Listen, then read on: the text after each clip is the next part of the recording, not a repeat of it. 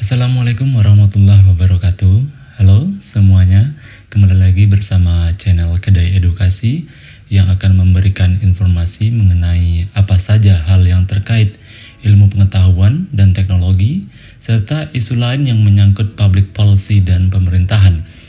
Baik, untuk kesempatan kali ini kita akan membahas mengenai dana dekonsentrasi dan tugas pembantuan, yang mana materi ini termasuk hal yang mestinya kita ketahui karena menyangkut penggunaan APBN yang dialokasikan ke daerah-daerah yang ada di Indonesia. Nah, untuk itu kita harus mengetahui terlebih dahulu bagaimana prinsip pengaturan wewenang dan penugasan dari pemerintahan pusat. Yang pertama yaitu kewenangan dari pemerintahan pusat dilaksanakannya oleh instansi pusat atau instansi vertikal di daerah. Apa maksud dari instansi vertikal di sini? Instansi vertikal adalah instansi atau lembaga pemerintahan yang merupakan cabang dari Kementerian Pusat yang berada di wilayah administrasi sebagai kepanjangan tangan dari pemerintahan pusat gitu. Nah, oleh karena itu instansi vertikal ini dibiayai oleh Departemen Pusat. Pejabatnya diangkat, diberhentikan, dan dibina oleh pejabat pusat. Oleh karena itu, secara vertikal nantinya bertanggung jawab kepada pejabat pusat yang mengangkatnya gitu. Terus yang kedua, adanya desentralisasi. Desentralisasi yaitu pelimpahan wewenang pemerintahan dari pemerintahan pusat kepada pemerintahan daerah, agar nantinya daerah tersebut dapat mengatur kegiatan berdasarkan azas otonom. Nah, menurut Undang-Undang Nomor 5 Tahun 1974, desentralisasi ini merupakan penyerahan urusan pemerintahan dari pusat kepada daerah. Pelimpahan wewenang tersebut nanti semata-mata bertujuan untuk mewujudkan suatu pemerintahan yang lebih efektif dan efisien gitu. Nah, hasil dari pelimpahan wewenang tersebut adalah terbentuknya daerah otonom atau otonomi daerah, yaitu adanya kebebasan pemerintah dalam mengatur dan mengurus kepentingannya sendiri. Nah, selanjutnya yaitu adanya dekonsentrasi. Nah, sebelum kita masuk dekonsentrasi itu apa, sebaiknya kita bayangin dulu nih, pemerintahan pusat itu mempunyai tugas yang sangat berat untuk mengatur dan mengelola semua kepentingan daerah yang ada di Indonesia. Jika semua kepentingan dari pemerintahan pusat tersebut harus dilaksanakan oleh pemerintahan pusat itu sendiri, maka akan sangat tidak efektif dan efisien tentunya gitu. Dan juga akan terjadi pemborosan apabila setiap program harus dikoordinir oleh pemerintahan pusat. Apalagi jika terkait dengan pengelolaan dan pembangunan prioritas yang menjadi skala nasional. Nah, untuk membuat kebijakan pun nanti akan memakan waktu yang lebih lama. Maka dari itu menetapkan azas desentralisasi yang mengacu pada Undang-Undang Nomor 32 Tahun 2005 mengenai pemerintahan daerah. Nah, dalam undang-undang ini terdapat penjelasan mengenai pemberlakuan 3 azas-azas otonomi daerah. Yang pertama desentralisasi, dekonsentrasi, dan tugas pembantuan. Nah, untuk dekonsentrasi ini sendiri dalam pengertiannya yaitu pelimpahan wewenang dari pemerintahan kepada gubernur sebagai wakil pemerintahan pusat yang ada di daerah. Nah, untuk itu sedangkan untuk dana dekonsentrasi itu dana yang berasal dari APBN yang dilaksanakan oleh gubernur sebagai wakil pemerintahan yang mencakup semua penerimaan dan pengeluaran dalam rangka pelaksanaan dekonsentrasi, tidak termasuk dana yang dialokasikan untuk instansi vertikal pusat yang ada di daerah seperti yang kita bahas tadi ya untuk dekonsentrasi ini. Nah, sedangkan untuk yang tugas pembantuan ini merupakan penugasan dari pemerintahan kepada daerah atau desa atau sebutan lain dengan kewajiban melaporkan dan mempertanggungjawabkan pelaksanaannya kepada yang menugaskan. Nah, sedangkan untuk dana tugas pembantuan yaitu dana yang berasal dari APBN tentunya yang dilaksanakan oleh daerah dan desa yang mencangkup semua penerimaan dan pengeluaran dalam rangka pelaksanaan tugas pembantuan. Nah, dana dekonsentrasi ini dikeluarkan oleh pemerintahan pusat, namun semua kegiatan itu tidak dilakukan oleh pemerintahan pusat. Kewenangan pengaturannya pun dilimpahkan kepada pemerintahan daerah provinsi. Namun untuk semua kegiatan tentang pelaporan dana dekonsentrasi ini tetap dilaporkan kepada pemerintahan pusat untuk mengetahui perkembangan apa yang sudah terjadi di daerah. Nah, gitu. Nah, ini yang akan menjadi fokus kita hari ini, yaitu dekonsentrasi dan tugas pembantuan ini, gitu ya. Nah, untuk karakteristik kegiatan dekonsentrasi ini memiliki sifat karakteristik kegiatan non fisik, yaitu kegiatan yang menghasilkan keluaran yang tidak menambah aset tetap. Misalkan misalkan di sini sinkronisasi, evaluasi, pengendalian, supervisi, dan penyuluhan ini dan sebagainya, gitu ya.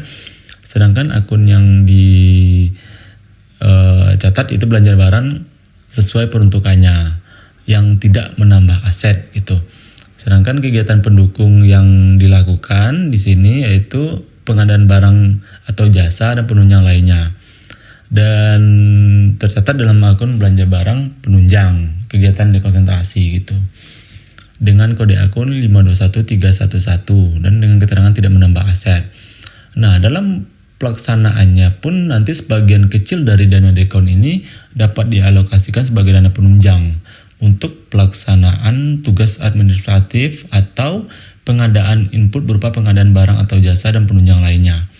Nah, dalam penentuan besarnya alokasi ini pun dana penunjang itu harus memperhatikan azas kepatuhan, kewajaran, ekonomis, efisien, serta disesuaikan dengan karakteristik kegiatan masing-masing kementerian ataupun lembaga. Itu. Nah, sedangkan untuk karakteristik dari kegiatan tugas pembantuan, nah ini bedanya yang di sini, yaitu tugas pembantuan ini fokus kepada sifat kegiatannya yaitu fisik, yaitu kegiatan yang menghasilkan keluaran yang menambah nilai aset dari pemerintahan, gitu. Nah, sama dengan dekonsentrasi, ini sebagian kecil dana tugas pembantuan ini juga dapat dialokasikan sebagai dana penunjang untuk pelaksanaan tugas administratif dan atau pengadaan input berupa pengadaan barang atau jasa dan penunjang lainnya. Nah, ini jenis kegiatannya yang bersifat fisik. Ada dua ya, kegiatan utama tugas pembantuan bersifat fisik yang menambah aset. Yang pertama ini menambah aset dan tidak menambah aset, gitu. Pertama, menambah aset itu misalkan pengadaan tanah, bangunan, peralatan dan mesin, jalan, irigasi, dan jaringan, serta dapat berupa kegiatan yang bersifat fisik lainnya yang dalam tanda kutip itu dapat menambah aset pemerintahan. Sedangkan akun yang dicatat itu belanja modal sesuai peruntukannya. Sedangkan untuk yang tidak menambah aset tetap itu jenis kegiatan itu fisik lainnya atau barang habis pakai. Misalkan di sini contohnya obat-obatan, vaksin, pengadaan bibit dan pupuk yang diserahkan kepada pemerintahan daerah. Sedangkan untuk kegiatan pendukungnya yaitu pengadaan barang dan jasa atau penunjang lainnya. Ini untuk akunnya yaitu belanja barang, penunjang kegiatan, dan dapat menambah aset tetap nih. Menambah aset tetap, gitu ya. Nah, selanjutnya yaitu pertanggungjawaban dan pelaporan dana dekonsentrasi dan tugas pembantuan. Nah, pertanggungjawaban dan pelaporan dana dekonsentrasi dan tugas pembantuan ini terbagi dua, yaitu pertama aspek manajerial dan aspek akuntabilitas. Dalam aspek manajerial ini itu sesuai dengan PP nomor 39 tahun 2006 tentang cara pengendalian dan evaluasi rencana pembangunan. Ini rencana pembangunan. Sedangkan untuk aspek akuntabilitas yaitu adanya laporan realisasi anggaran, neraca, catatan atas laporan keuangan, dan laporan barang milik negara. Ini sejalan dengan Peraturan Pemerintah Nomor 8 Tahun 2006 tentang pelaporan keuangan dan kinerja instansi pemerintahan dan Peraturan Pemerintah Nomor 6 Tahun 2006 tentang pengelolaan barang milik negara atau daerah gitu. Nah, ini jenis laporan keuangan yang dicatat akan diberikan. Pertama, laporan realisasi anggaran, yaitu menjanjikan informasi mengenai realisasi pendapatan, belanja, transfer, surplus atau defisit dan pembiayaan yang masing-masing nanti diperbandingkan dengan anggarannya dalam satu periode. Terus neraca yang menggambarkan posisi keuangan suatu entitas, pelaporan mengenai aset, kewajiban, dan ekuitas dana pada tanggal tertentu. Terus yang ketiga yaitu catatan atas laporan keuangan, yaitu menyajikan narasi mengenai penjelasan atau daftar terinci atau analisis atas nilai suatu pos yang disajikan dalam laporan realisasi anggaran dan neraca. Nah, laporan keuangan atas pelaksanaan kegiatan dana dekonsentrasi. Yang pertama yaitu SKPD pelaksana kegiatan dana dekonsentrasi menyelenggarakan akuntansi dan menyusun laporan keuangan dan kinerja sebagaimana berlaku bagi kuasa pengguna anggaran pada tingkat pemerintahan pusat. Ini ya. Dan yang kedua, laporan keuangan dan kinerja atas pelaksanaan kegiatan dekonsentrasi disampaikan kepada gubernur dan menteri atau pimpinan lembaga terkait. Ini ada aturan-aturan yang terkait terhadap laporan keuangan atas pelaksana kegiatan dana dekonsentrasi ya. Terus yang ketiga, gubernur menyiapkan laporan keuangan dan kinerja gabungan berdasarkan laporan yang diterima dari SKPD pelaksana kegiatan dekonsentrasi. Nah, dalam pelaksanaannya itu ada yang namanya aset tetap dalam pelaksanaan dekonsentrasi atau tugas pembantuan, karena dalam hal pelaksanaannya pun nanti pasti ada terdapat pembelian aset yang mana nanti dapat diperuntukkan untuk daerah tersebut gitu. Nah, yang pertama yaitu aset yang diperoleh dari dana dekonsentrasi atau tugas pembantuan menjadi barang milik negara dan dapat dihibahkan kepada daerah. Terus yang kedua, aset yang dihibahkan kepada daerah itu nanti dikelola dan ditata usahakan oleh daerah. Terus yang ketiga, aset yang tidak dihibahkan kepada daerah wajib dikelola dan ditata usahakan oleh Kementerian Negara atau lembaga yang memberikan penugasan. Itu ya penyataan dari aset tetap dalam pelaksanaan dekonsentrasi atau tugas pembantuan. Terus begini pembukuan aset tetapnya. Pertama, aset tetap dekonsentrasi dan tugas pembantuan. Pertama, ada yang dihibahkan dan tidak dihibahkan. Sedangkan untuk dihibahkan itu berita acara hibah yang disetujui oleh pengelola barang dan nanti dibukukan dalam neraca Pemda atau pemerintah daerah. Terus sedangkan untuk yang tidak dihibahkan itu dibukukan dalam neraca kementerian ataupun lembaga. Nah, ini penerapan punishment SKPD penerimaan dana dekonsentrasi atau tugas pembantuan. Jadi penerimaan sanksi bagi SKPD yang tidak tertib dalam melakukan pertanggungjawaban pengelolaan anggaran dekonsentrasi atau tugas pembantuan. Yang pertama, sanksi yang diberikan atau punishment dari SKPD tersebut. Yang pertama yaitu penundaan pencairan SP2D per Dirjen 19 atau PB tahun atau /2008. Kedua, pengurangan alokasi dana dekon dan tugas pembantuan yang diberikan kepada SKPD yang terlambat menyampaikan laporan keuangan.